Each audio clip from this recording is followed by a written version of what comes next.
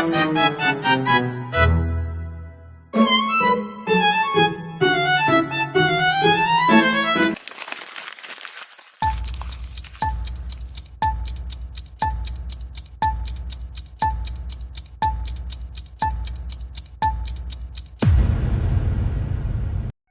bilang ng populasyon ng kababaihan sa mundo ay 51% o 2% na mataas kaysa sa kalalakihan.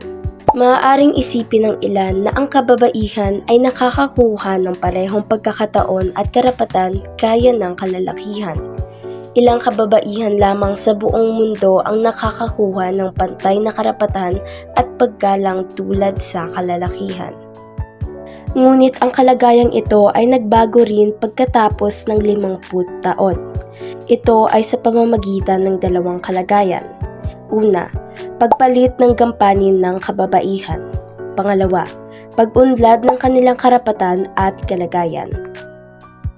Ang unang kalagayan noong nakalipas na 50 taon, ang babae sa Taiwan ay katulad sa kasambahay o housekeeper. Ang tanging tungkulin nila ay tapusin ang hindi mahalagang gawaing bahay na hindi natapos ng kanilang asawa. Ang mga babae ay walang karapatang magdesisyon dahil sa kanilang mababang kalagayan sa tahanan. Ngayon, nabago na ang tungkulin ng mga babae at ito ay lalong naging komplikado. Sa bahay ng mga Taiwanese, sila pa rin ang may pananagutan sa mga gawaing bahay. Ngunit sa larangan ng trabaho, inaasahang magagawa nila kung ano ang nagagawa ng kalalakihan. Sa madaling salita, dalawang mabibigat na tungkulin ang nakaatang sa kanilang balikat. Ang ikalawang kalagayan ay pinatutunayan ng pagtaas ng kanilang sahod, pagkakataong makapag-aral, at mga batas na nangangalaga sa kanila. Tumataas ang pagkakataon na umangat ang babae sa isang kumpanya, at nakikita na ring may mga babaeng namamahala. Tumaas rin ang pagkakataon para sa mga babae pagdating sa edukasyon.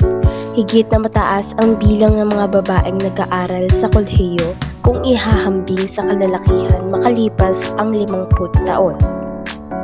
At ang huling kalagayan ay ang pagbabago ng mga batas para sa pangangalaga sa kababaihan ay nakikita na rin.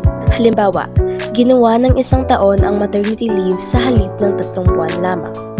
Ang gobyerno ng Taiwan ay gumagawa na ng batas sa pagkakaroon ng pantay na karapatan upang higit nilang mapangalagaan ang kababaihan. Buod, naiiba na ang gampanin ng mga babae at higit ito mapanghamon kung ihahambing noon. Ang kanilang karapatan at kahalagahan ay binibigyan na ng pansin. Ngunit hindi ito nangunguhulugan na ang mga babae ay tumatanggap na ng pantay na posisyon at pangangalaga sa lipunan. Mayroon pa ring mga kumpanya na hindi makaturungan ang pagtrato sa mga babaeng leader nito.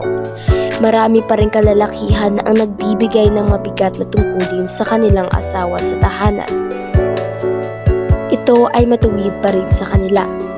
Marami pa ring dapat magbago sa kalagayan ng kababaihan sa Taiwan at malaki ang aking pag-asa na makita ang ganap at pantay na karapatan nila sa lipunan.